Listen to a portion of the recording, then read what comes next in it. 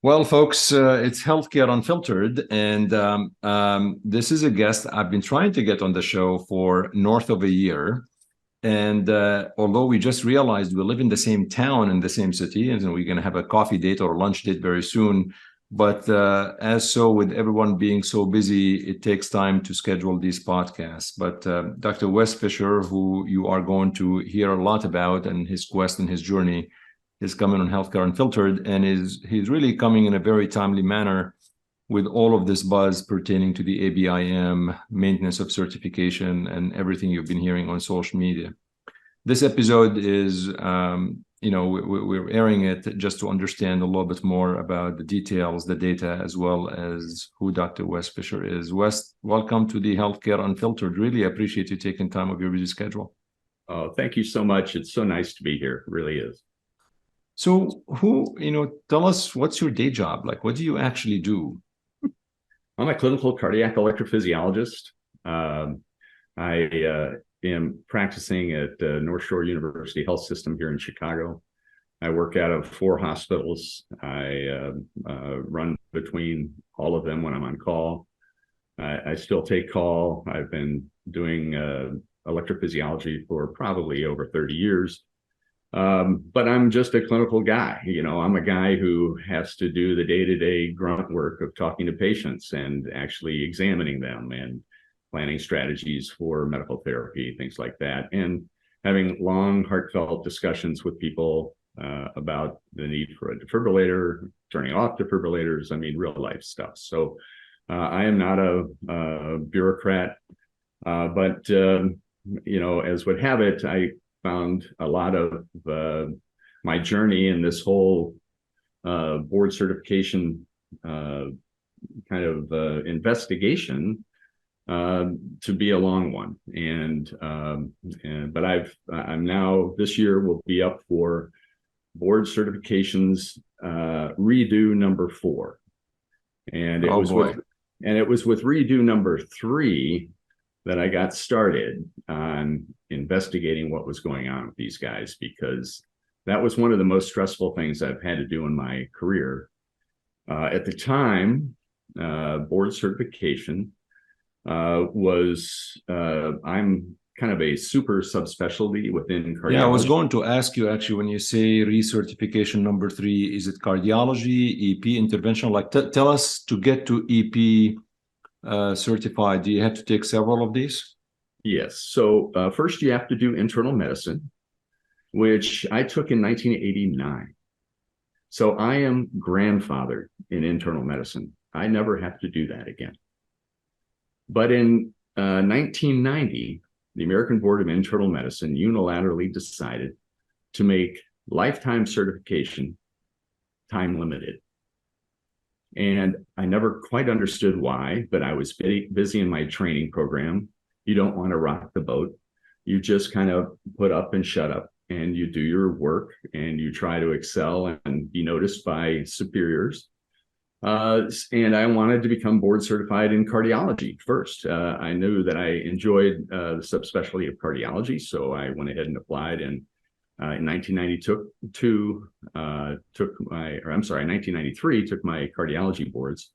At the time, I was in the U.S. Navy. I had to do some time active duty.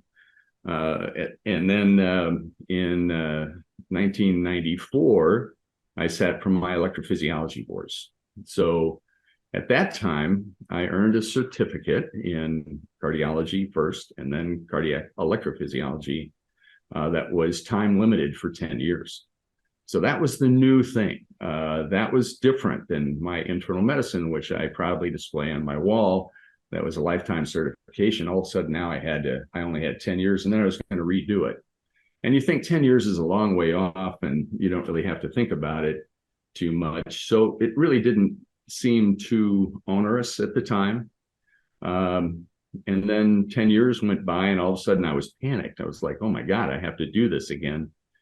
And so I took a board review course, and I went through, and I had to, at the time, I was involved in a situation that was called double jeopardy. You had to pass your cardiology boards in order to be able to sit for your cardiac electrophysiology boards. And if you didn't pass cardiology, you could not be an electrophysiologist, the practice that I was actually performing. So it was super stressful. You had to both, I hadn't really done general cardiology to any great degree. I had to go back and study for that. I had to take board review course for cardiology. I had to take a board review course for electrophysiology, and it was really stressful. And I decided to sit for both those boards back to back at the same time, so I wouldn't have to kind of interfere with my clinical schedule. So one day I did cardiology, the next day I did cardiac electrophysiology in the Pearson View Testing Center. I got frisked and told that I had to put everything in a little locker, and they had cameras everywhere. It was like I was a criminal before I even had a chance to sit down at a test. You could bring in a Kleenex, that they gave you. You couldn't bring any writing utensils, anything in the room. It was just very, it was gross. And right next to me was a person who was taking a typing test. So that person was banging on the keyboard as hard as they could to try and type so many words per minute, because they do all kinds of certifications at Pearson View. They do typing things. And so after a while, I had to come out and actually ask for a timeout to get headphones so I wouldn't have to hear all the typing next to me in the same room, because they were taking a different test. And it was just crazy. And I was like, gosh, this is weird. And, but, after paying a lot of fees, I think back in 2000, it was about $795 for sitting for that test, plus a $700 test center fee. I was able to, I passed and didn't think about it for another 10 years. And then all of a sudden... Wes, before we go to the next 10 years, I just want to go back to 1990 when the ABIM, this made it time limited. You probably will get to it later on, but is there anything happened in 1990 that the ABIM said, okay, we'll grandfather 1989, but something happened in 1990 where there's a thought, wait a minute, this is a bad idea, let's make it time limited. Did they have any reason to do that in 1990? It's taken me a long time to figure that out, okay? And I was equally puzzled by why would this suddenly change, okay? And after going way back into the 70s and researching this organization, you have to understand that they were much like NBPAS is now. The doctors were voluntary contributors to this, and it was, kind of a mission that the physicians who originally wrote the founding documents for ABIM thought it would last about 50 years and then be dissolved. But they wanted to show that doctors really knew their stuff. They did it pro bono. They didn't get salaries. But with the president and CEO in the 1970s decided, well, we ought to pay our people to do this. This takes a lot of time. And so they reorganized the organization and created all these officer positions, and they started paying themselves salaries. And pretty soon they were burning through a lot of money and to pay all these salaries and staff and people to do this. And they needed a way to make more money to pay these people, because all of a sudden they went from clinical doctors to bureaucratic doctors. And they didn't see patients anymore. They were so busy putting these tests together and testing the new people coming in. They had to get together with leaders in their field to write the questions. They would wine and dine them at really fancy places like Laguna Niguel in California at the hotel, and they would buy fancy wines. And it was a great gig. People got to fly first class to the test center. They got to feel like they were really important people. And it was a heady experience for the people who were test writers. They were the leaders of their field, and ABIM kind of played to that and made people feel very important. But a lot of this was, they had to figure out a way to pay their debt. And so originally in the 1980s, late 70s and early 80s, they began trying to have a super board certification. kind of a fancy extra credential that an internist who really wanted to be on the top of his game could perform, and it was a voluntary recertification at the time. And initially they had a pretty good response, but it was declining over time. They offered that test about 3 times, and it had declining enrollment, and they realized this was not going to be sustainable for them to the organization. So they then convened a task force on recertification. And that task force decided that they would tie your initial board certification to maintenance of certification testing. Their excuse was that they were doing this for the public's good, that they were doing this for to go ahead and make sure doctors are keeping up with their field, even though we had continuing medical education that we had to do for state licensure. And they started, if you didn't do this, they threatened, and I quote, uncertain circumstances if you didn't do your board certification. And we subsequently found that they basically want to withdraw your initial board certification that you worked so hard to achieve if you don't pay them the money and take the test or whatever the exercise is of the day. And then, as we know, they've continually changed it, modified it, had you do patient surveys. You had to, which of course is totally against any research ethics whatsoever. You're basically gathering data for research purposes that really does not fulfill any IRB quota. Well, I brought that up, and of course it suddenly disappears. And now they're pushing questions to our cell phones because they're so nice, and you can do your mock tests on your cell phone while you're on vacation. I mean, it's gone from bad to even worse. So that's basically what's happened. But the reality is, it was all about the money. They needed the money, and it was not anything about our education. So let's go back to your story. Now, I digressed a little bit. So you 2004, you took the EP and then you said, okay, I've got 10 more years. I'm okay. I'll go to Laguna Beach. I'm kidding. Yeah.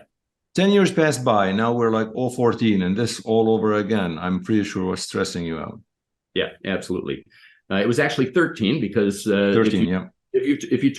If you took your boards in, they were nice enough to, if you took your boards early, they would still give you that extra year credit, right? So that you still had, even though you took it early, they would give you the full 11 years from the time you took it. So I took both my cardiology and EP in 2013. Well, I'm getting older now. I'm 30 years into medicine, and all of a sudden I had some arthritis, and I had to get a partial knee replacement, and so there I am recovering from my knee replacement surgery, and I had just taken my boards, and I was still fuming, absolutely furious, because now I had to do all these other things, interview my patients, do quality assurance metrics. I mean, it was just nuts. The stuff they were asking us to do. I was like, we don't have the time for these exercises they're asking us to do and requiring us to do just to sit for our boards. And I said, something's weird here. Something's really strange. And I had a very popular blog, Dr. Wes blog. It's still up, DRWES at .blogspot.com. And I started writing about my experience on my blog. And I started looking into this, what they were doing. And while I was sick, I started pulling their tax forms and looking at the money. How did you get access to these? You can go to, at this time, the one I used was GuideStar. You go to guidestar.com and you could Google Board of Internal Medicine and find all the forms. That was the one I started with. Since then, the ABIM has become a platinum member, which you can pay for. They can call themselves platinum members, which is kind of ironic, but it's platinum because we pay for the platinum, I think. But anyway, I would go to GuideStar, I'd pull up their Form 990, I would look at it, and And sure enough, you can go way back. And I also started looking way back because I wanted to see, using the Wayback Machine of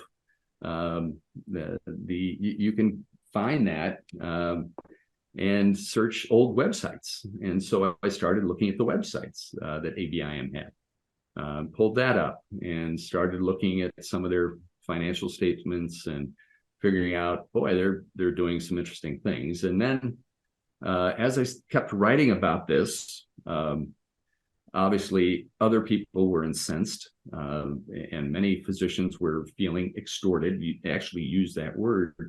And a forensic accountant picked up on the word extortion, and he was between jobs, and he was kind of an interesting guy, but he had a little bit of a backstory to himself. But he's started looking into the finances himself, and he's actually a forensic accountant. So he started, we communicated, and believe it or not, he was from Chicago. And he lived out on Route 14, and I knew kind of where he owned a couple family units out there, and he was trying to sell them or whatever. So we actually met at a local bar and talked about what he had found. And it was quite surprising. And he was meticulous at his accounting. But I didn't want to write all this stuff on my blog until I verified it. And everything he was writing was absolutely true. And that was when we uncovered that this weird shadow organization of the American Board of Internal Medicine called the American Board of Internal Medicine Foundation. And I looked at the website, and it said that this organization was founded in 1999. And I kept looking at that, and I said, boy, and it was founded in Pennsylvania. So if you get their tax form, it says it's in Pennsylvania. No, it said it was in Ohio. It was founded in Ohio in 1999. And you look at it, and you get the website, and that foundation that was started had $54 million in it the year it started, according to the tax forms. And I was like, where did that money come from? And we started going back, and the forensic accountant picked up that there was no filing for a nonprofit foundation in Ohio whatsoever. That nonprofit foundation was actually created in Pennsylvania. And it was created 10 years before, in 1989. And I was like, okay, whoa. You mean this thing has actually been there for 10 years and we didn't know about it? We had no idea that the ABIM Foundation existed. And then we looked back at all the tax forms, and they were systematically taking between maybe $3 and $7 million a year and funding this foundation. And they kept doing that. They kept funneling money from the ABIM to the ABIM Foundation. And then they announced to on the public that this foundation was created in 1999. This is what the ABIM website said, because they were going to define medical professionalism for us. Honest to God, that was the purpose of the foundation, for medical professionalism. And I was like, wow, that's an expensive definition. And pretty soon I started realizing this was a very corrupt situation, and it did not make any sense. And so I kept looking and kept looking and kept looking. And the more you look, the more you find. And pretty soon, of course, I started writing about this. But the big piece that I wrote was in December of 1999, when I exposed, at the culmination of all of this funneling of money, the ABIM purchased a $2.3 million two-bedroom condominium for themselves in the heart of Philadelphia that was being used for their purposes, which were not fully disclosed. But I believe they were probably used for the president and CEO, who had a home in Arizona and was flying back to Philadelphia with her husband. She had spousal travel fees paid for by the ABIM. We were paying for that. Who was that? Who was the CEO at the That time? was Christine Castle. Christine Castle was an interesting character in the history of ABIM, and she was followed by Richard Barron, who you will be speaking with. Okay, and in fact, the ABIM has only had 2 president and CEOs for the last 19 years. And we should really wonder about that. Tell me what you say about Christine Castle. So the apartment in Philly, which was $2 million condo, was for them. To be fair, I asked Richard Barron about the condo, and he said it was being used. They were renting it out to people, IT people, who were, coming there, and they would rent it out, and it was cheaper for them to rent out this condominium than to go to hotels and pay for these guys to stay at hotels. Okay, that was the excuse. But he also said that staff did stay there from time to time in his statement to me. Okay. None of this, I wrote about all this on my blog, and I put his exact words when we spoke on that blog. So I'll let people can read it, but it was on my blog in 1999. I exposed the ABIM Foundation, the $2.3 million condo, all relating to the Choosing Wisely campaign, which is quite ironic. And so all of this was a shell game using diplomats' money for the ABIM's political purposes. And it became quite clear that there was a real problem there and that we weren't being told the full story.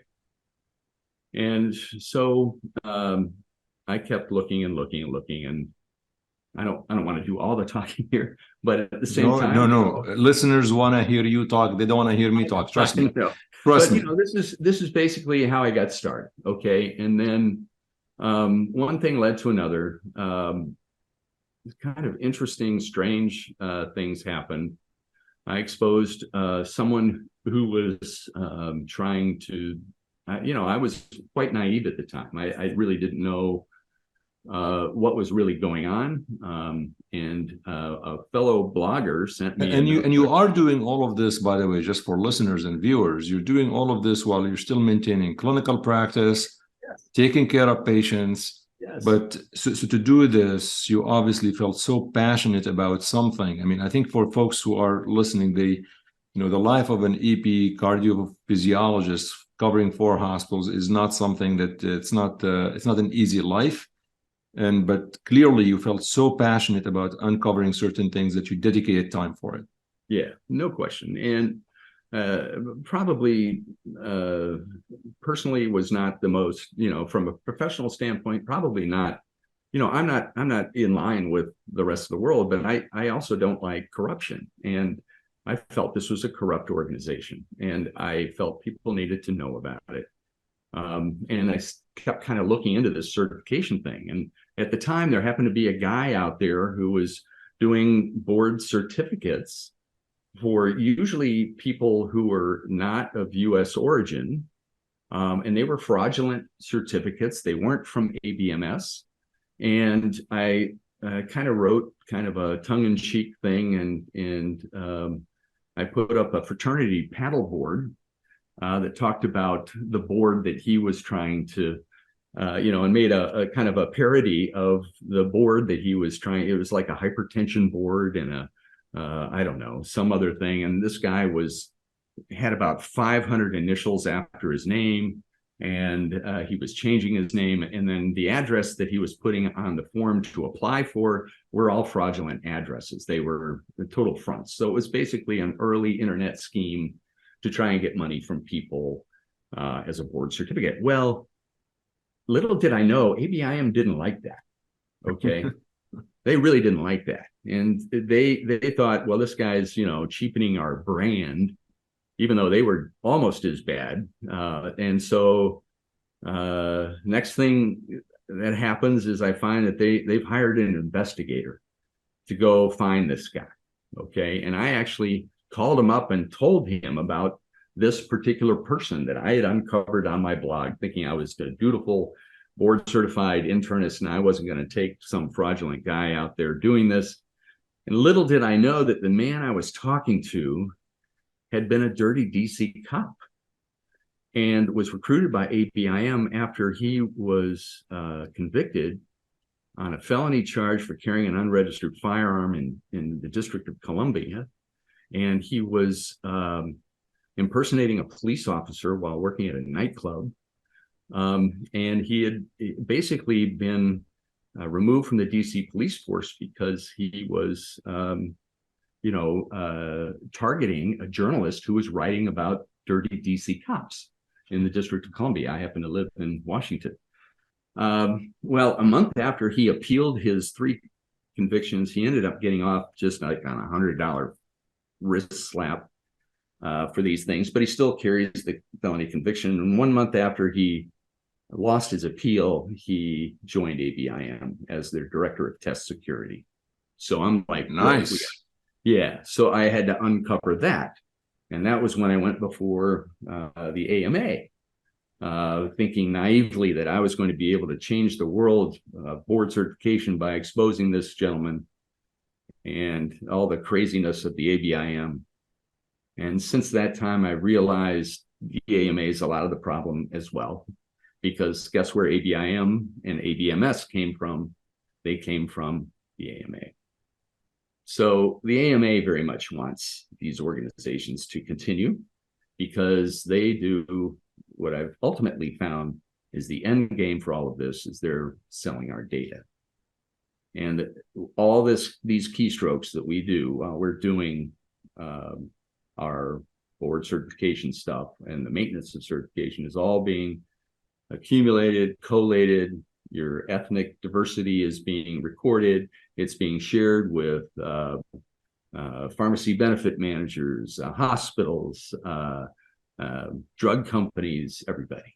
So Wes, when you say the data, in addition to personal data, for example, when they put a question, they share how I answer the question as well. They say, this don't know.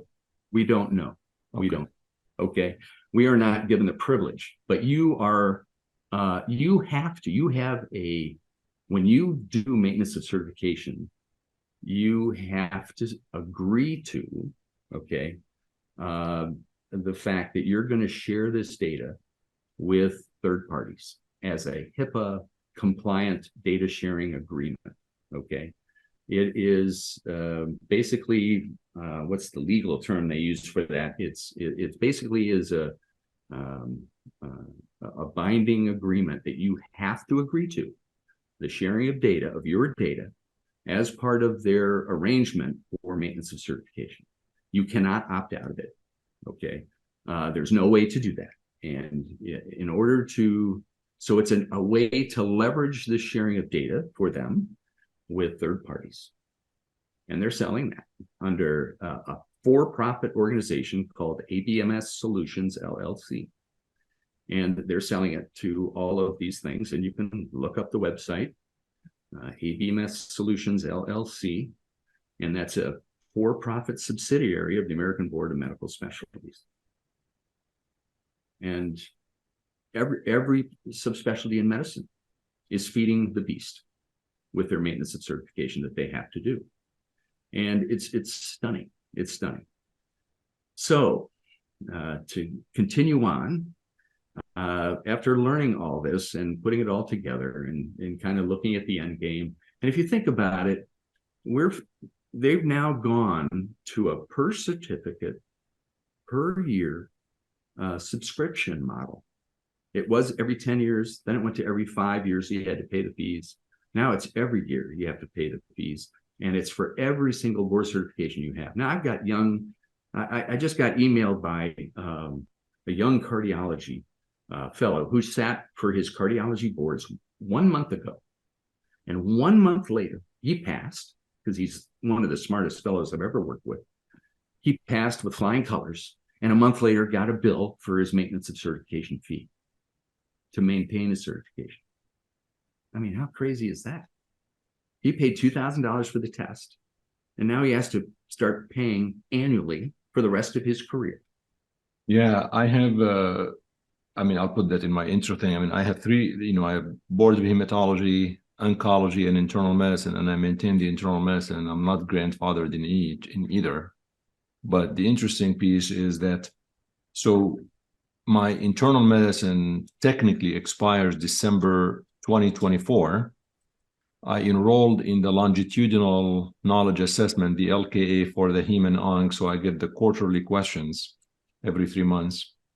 The Which 30 is questions. randomly assigned, right? That's a random thing too. There's no, you get 120 questions and you've got to have them done. No, okay? You have 120 questions, 30 questions per quarter and all of that. But the interesting piece is for the internal medicine, I don't need LKA for it. And I don't need, I called actually, and I said, I am board certified in internal medicine until December 2024. So essentially, I don't need the maintenance of certification until after that date. So why do I need to pay yearly for internal medicine if I'm already board certified? And the answer was, well, just because. So so you have to your point, just for a lot of listeners may not be physicians. I mean, these are just basically, this is how it is. If you want to really maintain your board certification, you pay yearly fees, despite the fact, like you mentioned, your cardiology fellow, despite the fact he just passed, you still have to pay yearly fees forever, pretty much. Very much so. Which, we tried multiple times to figure out ways, and because of all the writing I've been doing on this blog and all of these, went to the AMA. I even went to, pretty soon, there were some other like-minded physicians. We kind of would get together and coordinate approaches and what was working and what wasn't. And a couple of physicians said, you know what, we're going to go to our state legislators and we're going to push through legislation that will get rid of maintenance of certification on a state-by-state basis.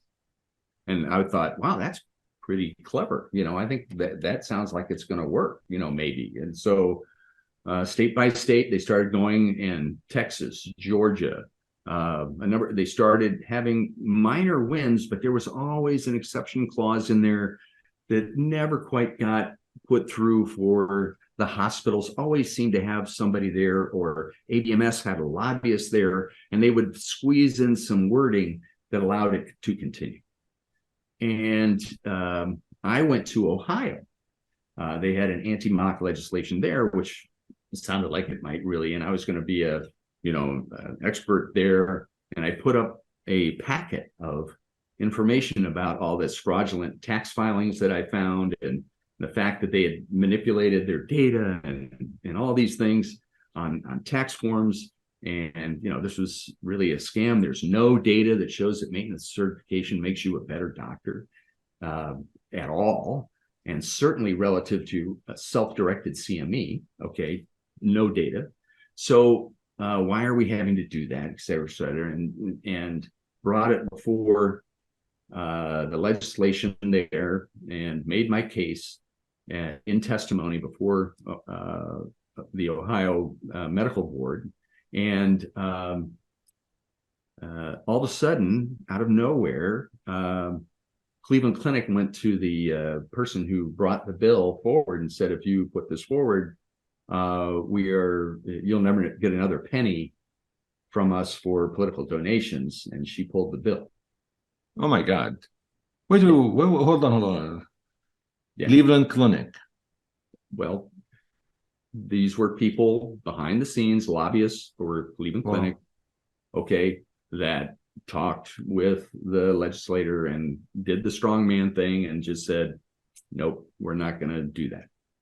So that bill got pulled. And so needless to say, maintenance certification remains in Ohio. Okay. So this is the level we're talking about. Okay. And so it became clear that, some of our enemies in this fight are actually hospital systems. This isn't just a minor thing. They really want this control over doctors. They want the data. Okay. Group purchase organizations who basically set up all the equipment for hospitals, okay, use that data to market and to kind of work against their competitor. And how they could probably tie our data to our patients' data, who knows? We just don't know the depths of the data sharing that are going on, okay? So that was pretty scary stuff. And I realized that, and after seeing many states fail to really push through any meaningful legislation that would outlaw MOC, I really got kind of disheartened and kind of sat back, and there were still a number of very motivated physicians, and we wanted to try to figure out what could we do. And so what ended up happening is I took that packet from Ohio, that fraud packet, and I started shopping around Chicago to see if I could find a law firm that would represent, at least go after some of the fraud stuff that's going on. And couldn't find anybody. There's nobody in Chicago of a major law firm that doesn't do business with the AMA. And I knew that the AMA was conflicted with this. AMA is very smart. They go ahead and they use all the law firms so that when you try to step into some place that's a big fancy law firm, they say, well, we have a conflict of interest because we defend the American Medical Association. And I told them up front that they couldn't have that conflict of interest because I knew enough about trying to do this kind of stuff that that would be a problem. So, I was kind of feeling despondent. I didn't really think there was anything I could do. But I was out having dinner with a friend of a friend, and that friend of a friend happened to have a judge as his wife. And I asked that person, hey, I've been trying to work on this and figure out what to do, and I can't find a law firm or anything. And that judge said, well, why don't you send that packet to me? I'll take a look at it and see if, I might know of somebody that could help you. And I said, okay, what the heck? We haven't won anywhere else. What the hell? So I gave it to that judge, and the next day I get called back and said, geez, there's about 8 different things here I can see that would be a problem, but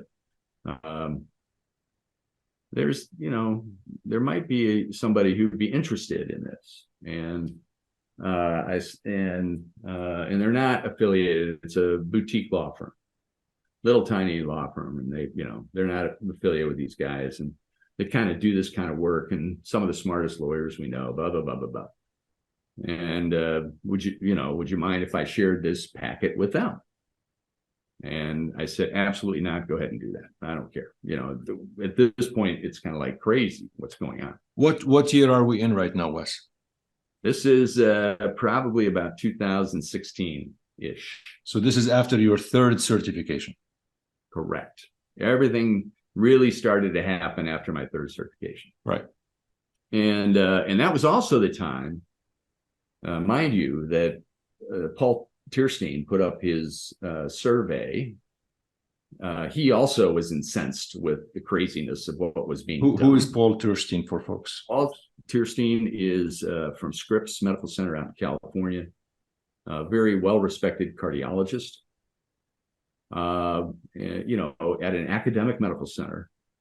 And Paul was heavily connected and very articulate about how this was just busy work, and this made no sense, and this is just about the money, and but was, like me, trying to figure out a way to circumvent what was going on. And he figured, unlike me, a guy who had been doing CME for years and self-directing my own continuing medical education on behalf of what I needed to take care of my patients. Okay, that's my philosophy. Paul thought, no, payers need to know that you're keeping up and all that kind of stuff. And he kind of got that thing. And he said, you know what, I'm going to take a different approach. I'm going to compete with these people in the market for recertification. And I'm going to build an organization called the National Board of Physicians and Surgeons that will be recognized by insurers, okay, and compete against these guys. And I'm going to cut the costs in half or less. And I'm going to basically use the market to see what physicians want to do. And so a lot of physicians signed up with him. They've been very proactive at trying to get medical executive committees at hospital systems to recognize them as an alternative to the American Board of Medical Specialties. And they're very outspoken, and they have good data. And many hospitals have agreed. They said, yes, we will use you as and they finally got accreditation from the Joint Commission on Accreditation of Hospitals that they were a legitimate certifier, that people were using their own CME to keep up with their education, medical education. But there was one big hitch that they couldn't overcome and still can't overcome. And that big hitch is the fact that if you work at an ACGME accredited medical center, in other words, a training facility for U.S. physicians, he couldn't break in there because the American Board of Medical Specialty is a member board, along with the American Hospital Association, of the ACGME. And so the hospital I work, which is a training facility with the University of Chicago to train young doctors, we cannot get the NBPAS alternate recertification at our hospital because we would lose our ACGME training accreditation because we're not using ABIMS certified doctors. So there's your regulatory capture, okay? And now we have to pay the fees in order to be able to remain teachers, et cetera, et cetera. So it goes way up, right? This is now we're up at the AMA. The AMA, by the way, is part of the ACGME. The American Hospital Association is part of the ACGME. The National Board of Medical Examiners is part of the ACGME.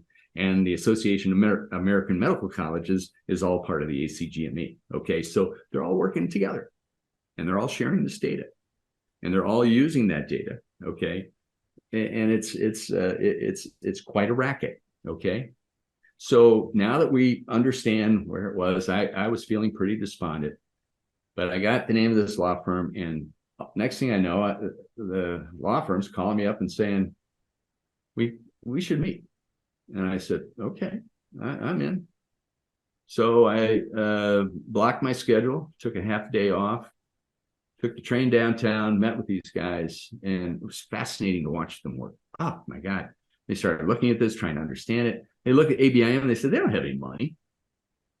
Even if we win, we're not going to, they don't have any money. You know? We're not going to. What are we going to do? There's just no way. They're like, these guys are nothing. Okay. And I said, well, there might but be. But you've got the foundation, right? Yeah.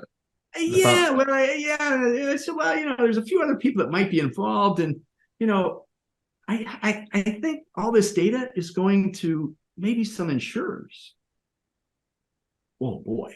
Boom. They sat back there like, really? I said, yeah, I'm pretty sure these data sales are going to pharmacy benefit managers and insurers and all these kind of guys. All of a sudden they got really interested. Okay, and then they're like, the insurers do have money. Yeah, absolutely. So now they're really interested. And then he looks at me and he goes, but you got no money. And I said, well, I guess we're done, you know? And I said, thanks for listening. You know, it's all good. You know, there's not much I can do here. And he goes, well, so they would not, I mean, lots of these plaintiff firms, they take cases at no cost to the plaintiff because they're going to recover the awards later on, no? Yeah, but that's not how this worked. So anyway, I'm about to walk out of their office, right? And I've got my computer there with all of this data that I've pulled up and answering all their questions as fast as and furious as, and they're looking at every angle. Okay. I mean, there's a big discriminatory angle here, right? Because of the grandfather issue, people who were certified before 1990, the people farthest away from any testing, they were exempted. But everybody who's young, people of color, women, you know, that have now grown in numbers in the medical field, right? They're totally discriminated against. They have to pay this fee, whereas these old, you know, white elite guys don't have to do that, right? And if you look at the authors who were on that task force for recertification, none of them participate in maintenance of certification. Okay, so there you go. Okay, so this was a really clever thing that they did to tie these certifications together. So anyway, so we started talking about all the different angles to go with this, and they basically said, okay, we'll see what we come up with. They called me back and said, I tell you what, if you can raise $150,000, that will be enough to for us to get an outside opinion, whether there is an antitrust case here or not. We have an expert who looks at this stuff, and this would pay for that expert to review all of this and make a decision. And if he agrees that there is a case, we will file a suit against these guys. And I'm thinking, everybody hates the American Board of Internal Medicine. This should be a piece of cake. I mean, we're all being squeezed by these guys. We don't know why. We're having to pay all these fees. The fees keep going up. And so I said, I'm going to try and raise $150,000 for my physician colleagues. And so, but I also didn't want it to be about me. Okay. I realized that I can't be working alone. I cannot be the guy. It would open me up to litigation and problems. I need a board. I need people to really stand with me and help make decisions and think about this. So we formed our own nonprofit called Practicing Physicians of America, because we're the guys actually practicing medicine. We're not some American Medical Association that half the people don't even see a patient, right? These are all practicing doctors. Every one of our doctors on our board are volunteers. We don't get paid a penny, but it allows me to have a very diverse group. I have 3 women, we got 3 guys, we've got, a psychologist, a breast surgeon, a cardiac electrophysiologist, a couple of pediatricians, and everybody was seeing the same thing happen in their subspecialties. And so we got together and formed this organization, filed it, made it, and started working on this project together. And we set up a GoFundMe that came to that organization. And the GoFundMe was specifically to help defer. None of us had been harmed by the program yet. Okay, we had all passed our boards, right? But there are people who had to recertify and didn't pass and had huge psychological impact, social impact. Some people had to change jobs, people had to go. So there were people that were harmed by this process. And because I'd been blogging about this, I was able to identify many of these people. And so the law firm went and vetted them and said, okay, these are people who all have come from different angles, and took 4 of the people as plaintiffs for the lawsuit. So myself and our board, we're not plaintiffs. But if you end up going to trial, the plaintiffs might be on the hook for, costs, right? So we agreed to indemnify the plaintiffs, and so that they would be able to file, because we're like, hey, we can raise money if we need to. If this goes to trial, I don't have any doubt we'll be able to raise money for these people. That's how confident I was. That's how crazy this whole thing is. And as we've seen by the uproar recently on Twitter, it's kind of rekindled itself.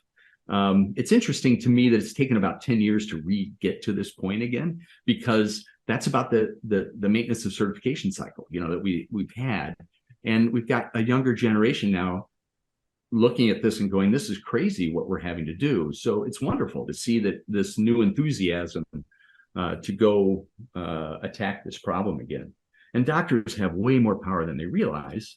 But self-directed CME is all we should be doing. Maintenance of certification has no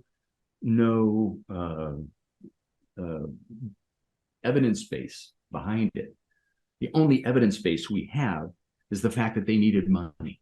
That is truly evident, and you can look that up. Okay, they needed money to support their organization and pay these exorbitant salaries that they're all doing. And then we find all these conflicts of interest that, oh, by the way, I challenge you to look for the conflict of interest statement that ABIM publishes. before you speak with Rich Barron, try to connect any link on their website, and you won't be able to find their conflict of interest statement. Okay. So do try that. That would be homework to do before you talk with Rich Barron. If you find it, let me know, because I'll be happy to share it with people, because they have so many conflicts, it's hard to keep up. And in fact, I looked up their bylaws from 1997. It says they can have any conflicts of interest they want to.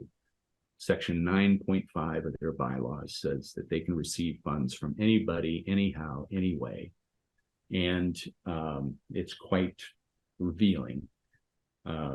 So I'd be interested to see any conflict of interest statement they have. If you look at their IRS filing, okay, even the most recent one, there's misspellings in all of the internet links. So they get you nowhere. You won't be able to find the conflict of interest statement that's on the tax filings. So I believe, and this is my personal opinion, as you know, free speech goes, I believe they're fraudulently filing tax forms still, claiming they have a conflict of interest statement, knowing full well that they have so many conflicts that they're not willing to share what that statement is, because they have too many conflicts and they wouldn't be able to support them in the court of law. So, you know, look at the tax filing at the very end of the Form 990. Even this year, it's available on the ABIM website. Go back, you can see a big paragraph all about their conflict of interest statement and everything. And all of the links, the internet links there, don't work. They're misspelled. There's a letter missing there. And even when you correct the spelling and try to look for that link, it doesn't exist.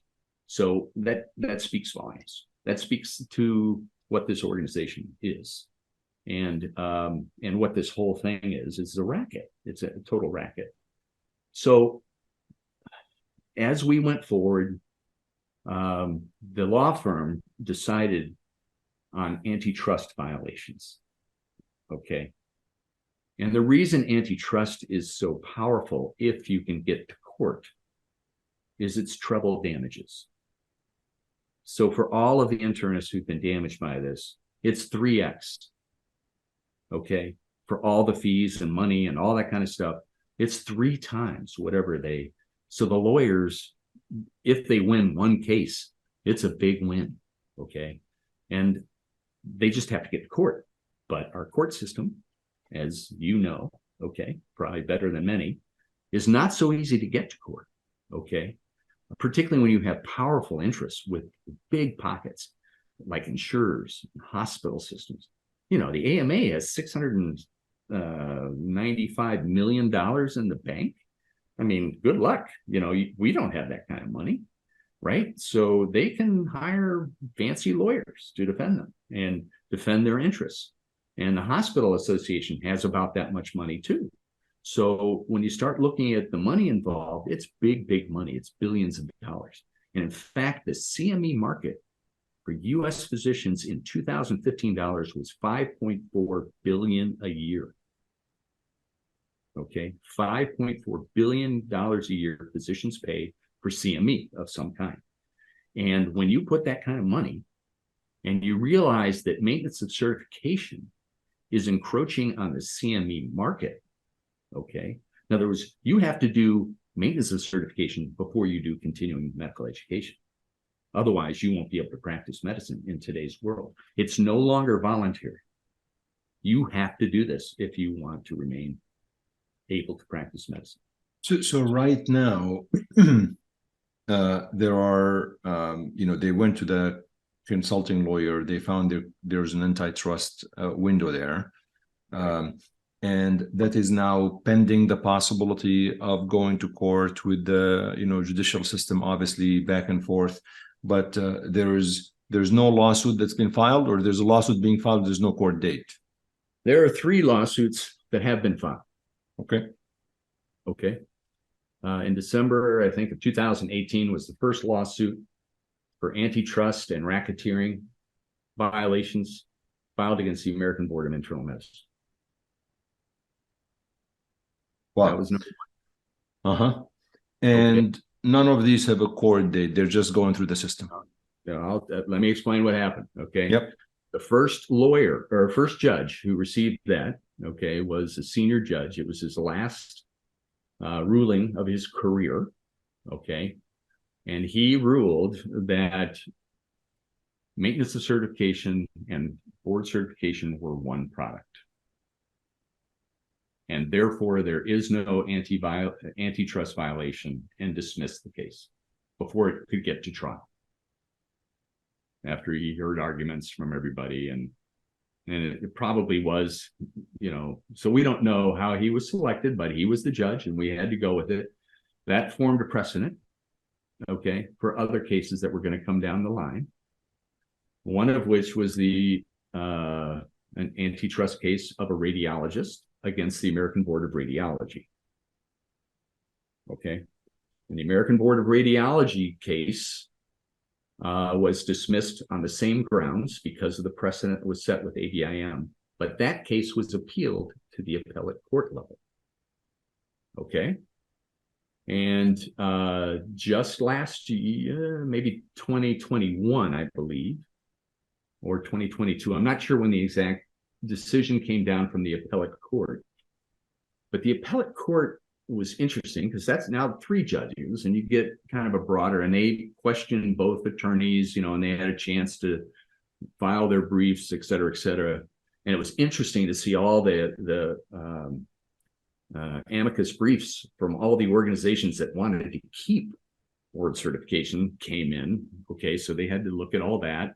And of course, I've never heard of any of those organizations that filed those amicus briefs, but suffice it to say, a lot of people want board certification, maintenance of certification to continue for obvious reason. And anyway, the judges did rule that maintenance of certification and initial board certification are separate products because of a very critical case that came in during just prior to the deliberations. There was a via media case, okay, it was a communications case, that said you have to go back when you look at these things, you have to go back and look at how they came to be. And the fact that initial board certification didn't require maintenance of certification, yet they added this later, made it 2 products, okay, and that was a critical part of their ruling. All right. So the 2-product thing, suddenly the argument for ABIM that existed before was at the appellate level was thrown out. But then the appellate judges said, but you haven't explained why this is monopolizing a market and what market's being monopolized. Well, in the complaints, neither side had to argue that. That was a whole new thing that got thrown out there. We're like, what do you mean? But because the complaints didn't have that piece of the pie, so to speak, they threw out the ABR case too. So once again, physicians didn't get their day in court. And so it was very disappointing. And then, but to keep a little glimmer of hope, there was a 3rd lawsuit. And the 3rd lawsuit decision by the judge was waiting on the appellate court ruling before the judge ruled on her case that was before her. And so she at least asked both sides, how does the appellate court ruling on a case that's very similar to the one I'm supposed to decide, how is that, how does the appellate court ruling affect this case? And went to both sides, and they both briefed, she said, in 10 pages or less, give me your answer. And so lawyers from both sides went back, filed their briefs. They had to be in by a certain deadline. And there it sits, right? We're waiting for the big decision. And then we find out,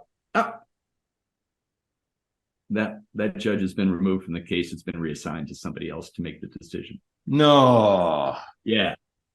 When was that? Probably a couple of weeks ago. You gotta be kidding me. I am not kidding. So do we know who the new judge is? We do. He's not a real antitrust expert, okay? Of course not. It's a male, and it's not and so we're probably not going to get a decision on the third case until next year, sometime maybe, because he gets a whole docket of 150 cases, and by the time he gets to this one, but this case has been fully briefed on both sides. He just has to read them. Do we know why it was reassigned to a different judge? Yeah. No idea. I don't know. I obviously am a little bit cynical of the judicial system right now because of what we've been through all of this. And so, no, I do not know. But that was more good news that was shared with us just recently. And mind you, we're not the guys filing these suits, okay? Despite what Richard Barron, so he wouldn't get on, he wouldn't get on the thing because, I'm the guy who's working to sue them. Well, yes, I'm the guy trying to get to the answer of why we have to do this stupid stuff. And I'm willing to put my money behind these plaintiffs who are brave enough to stand up against a system that is just, you talk about your book being toxic. This is a very toxic thing that's being done to doctors. From a psychosocial standpoint. Yeah, no, absolutely. Wes, you're due for recertification again, aren't you? I am number 4. So number 4, I mean, 40 years I've been practicing medicine, and we still don't know if you're doing a good job. So we have to make you sit for another test. That's correct. I mean, no, I get it though. It's all about the money, okay? But let's go. But let's go through a few things. I mean, I think. Just a few things. I mean, this is a fascinating story, but if the physicians are able to convince their hospitals, which you, by the way, explained to me the ACGME angle, which is, I'm pretty sure my listeners and viewers probably were not aware of. But technically speaking, if somehow hospitals and healthcare systems stop demanding this for you to practice, and payers are willing to pay and reimburse you regardless of this, pretty much nobody would care then, right? I mean, so is it easier, I guess, is it easier for you as a physician and a practicing physician to influence the healthcare entity that you're working with, the hospital, the university, whatever it is, than influencing the ABIM? No. Why is that? I am considered a pariah in my hospital system. Because you're complaining about this. I'm complaining. You can't complain. If you want to make it in medicine, you have to get your MBA. You have to suck up to the hospital board. You have to play the game.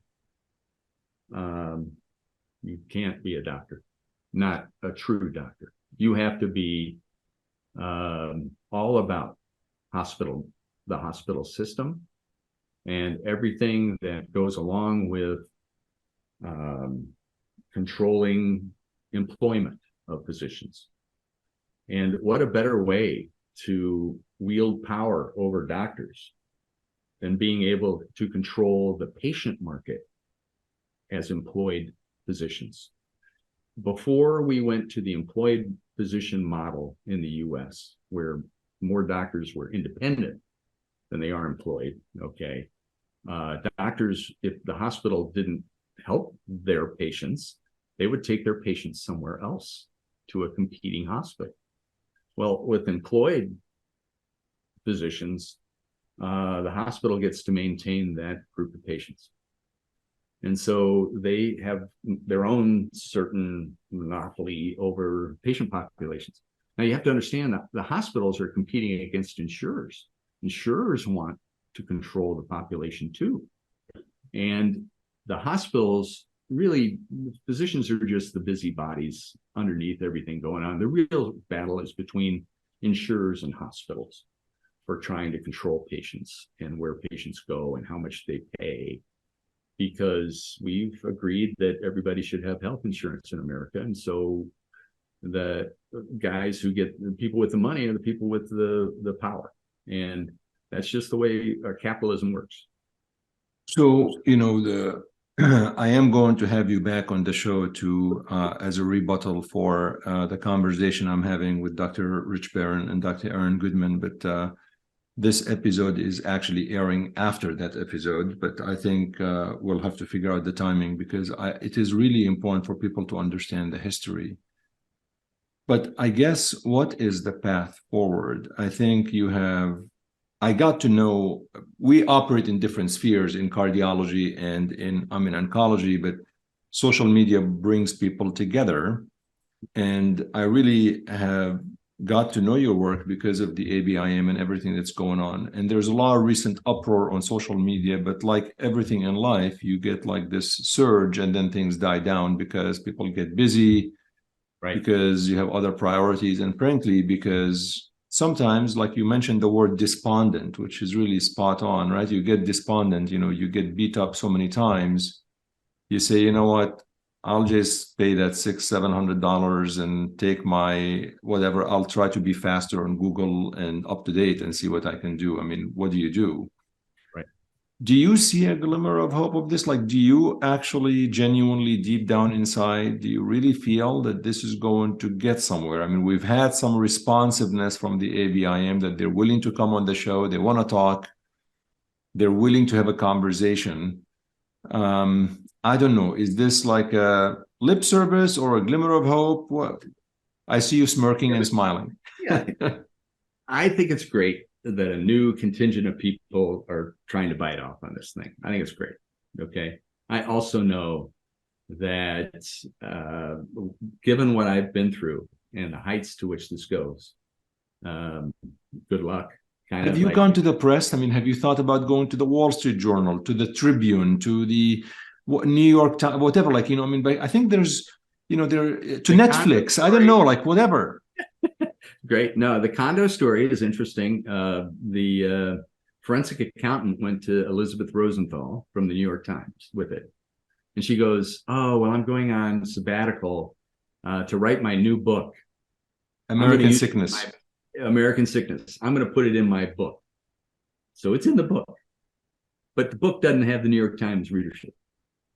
I read the book, actually. It's a good book, but I can tell you the focus was not that. I mean, like when I read the book, she talks about the American healthcare system, and I think she does a good job. It's actually one of the books I've recommended to a lot of folks, but I don't think the focus, you don't leave the book and you think ABIM and board certification. Yeah. No, it's just a small page or two in the book. I mean, it's nothing. Right. There's nothing.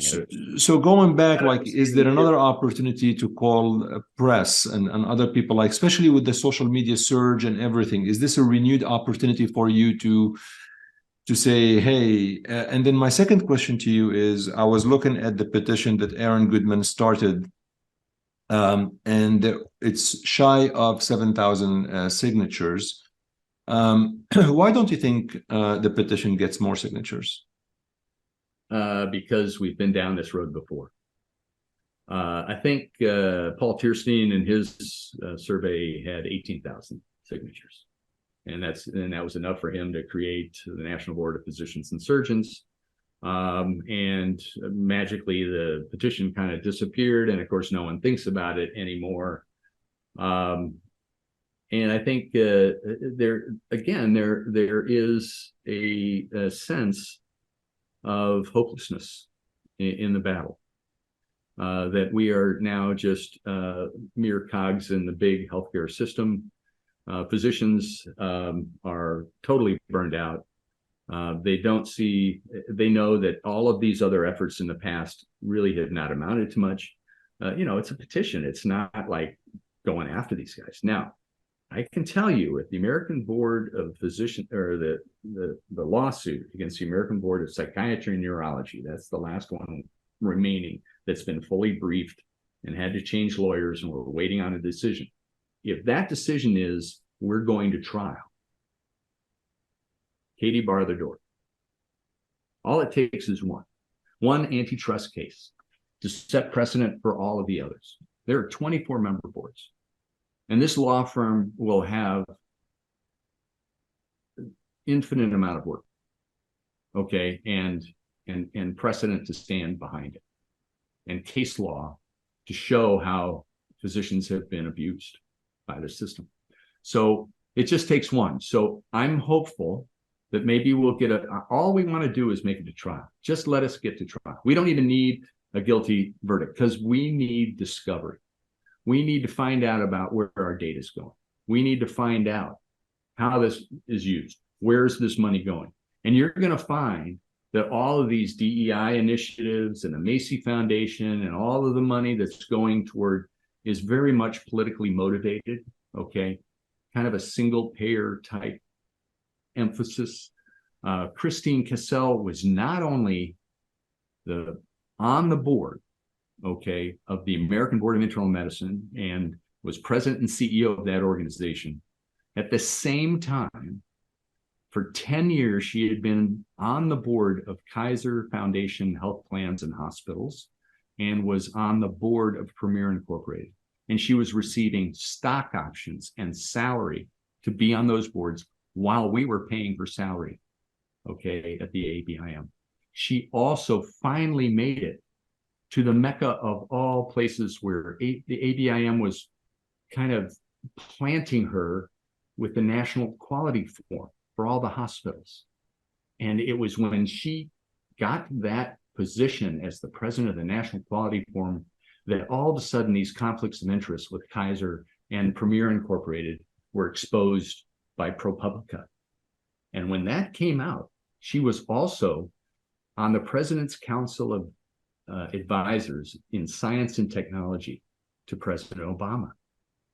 So this goes all the way up, this story, okay? And have they ever addressed the conflicts of interest of Christine Castle, the president and CEO of the ABIM, and how that affected U.S. physicians and the healthcare market? No, hasn't been done yet. But let's do a little discovery about that with a case trial, and let's find out really what's going on with maintenance of certification. That's what I hope to achieve. Because this thing from the ground up has been corrupt from the get-go. It was done with strong arm tactics because they know physicians aren't going to push back. They've monopolized the CME market. Okay, we are having to pay for exorbitant fees. The MOC fees have gone up over 450% since 2000. Think about that. The ABIM had $141 million in assets in 2020. Their most recent financial statement in 2022 has $181 million. And guess what? Fees went up in 2023, 25%. Now, how much money do these knuckleheads need? You know, it's horrible. And we're being extorted. And and our patients are suffering because of it, because doctors are leaving medicine. That's how bad it is. Okay. And they don't care. They really don't care what we think. As they showed in that wonderful tweet about doing your maintenance of certification things on vacation, you know, while you're traveling to all 48 states, you can be doing your longitudinal assessment. What a deal. I mean, tone deaf, it really doesn't describe just how bad this organization is. Oh my God, Wes, this is fascinating in a bad way, unfortunately. I think what you're doing is amazing. I just like you said, certainly the hope is that there's a trial because this allows you discovery. It's tough after the first two setbacks to be optimistic, but I appreciate your enthusiasm and your optimism. Is there anything else I should have asked you about this? Because you know we're going to bring you back to have a rebuttal for all the points you made. I mean, I think you already rebutted a lot of the points that I'm going to hear about, but any other thing you would like to share about the background, the history? I mean, I think people now really have a very good understanding of what happened over the past 20 years, 20, 30 years. Yeah, it's been 30 years. And I don't think there's much else to tell. This was a money-making operation from the get-go. They've lied, cheated, and stolen literally from physicians. They've created this foundation for their own personal and professional and political purposes. They consider themselves a quality metric. That was the other thing. One of the other things that they did during all this time while Christine Castle was in that is they were probably working with insurance companies to write the ACA law. And maintenance of certification is considered a quality registry in the ACA law. A quality registry. Think about that. Okay, that's how they're defining a quality position, is if you participate in the maintenance of certification in the law. Okay, well, who was the law written by? How did 2,800 pages of law suddenly magically appeared when it was voted on in 2010?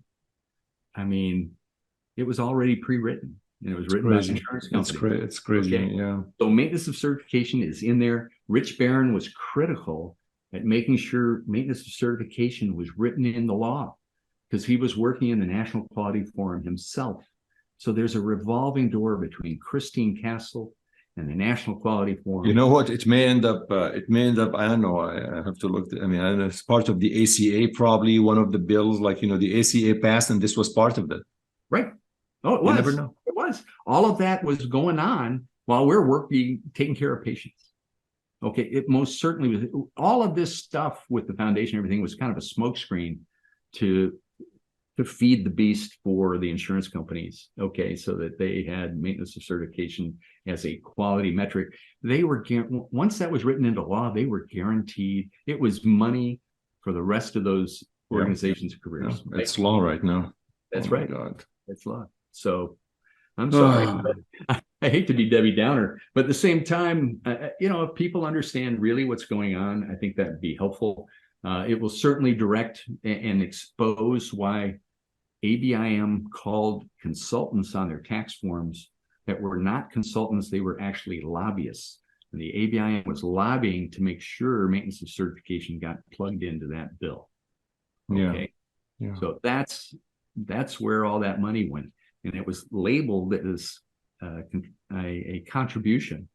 And the day that Christine Castle in 2009, became the president of the National Quality Forum. Okay, remember that happened just before the ACA law was passed in 2010. I'm just saying, I mean, I was trying to link both together, and I wouldn't be surprised if this is the case, Yeah. Well, Dr. Wes Fisher, I can't thank you enough for, first of all, coming on Healthcare Unfiltered. It's a long overdue interview and a podcast. I hope that thousands and thousands of people listen to this to really understand what's at stake and what's going on. And I think you still have your blog. I was checking out some of the things. I mean, where do you want to direct listeners or viewers if they want to learn more and they want to contribute or whatever it is? Yeah. Well, they can reach me on Twitter. Dr. Wes, spelled DOCTORWES, is my handle on Twitter. And then also the Dr. Wes blog is a good place to reach me. I also can be messaged on the Practicing Physician of America website at wes@practicingphysicians.org. Any of those ways to reach me is fine. And if there's anything I can do to help other people who are trying to struggle with this problem, certainly we can give it a shot. Understand that this is not an easy thing to fix, but we're trying very hard. And if people want to continue to fund our GoFundMe or contribute to Practicing Physicians of America, understand that we are a very lean and mean organization. It pretty much just would fund our continuation of keeping the website up and keeping our MailChimp mail line open, because those things do cost a little bit of money. But so if people can donate $5-10, that's great. We're not looking for the world to set it on fire. We don't need much. We don't communicate any more than we need to because we're all busy clinicians also.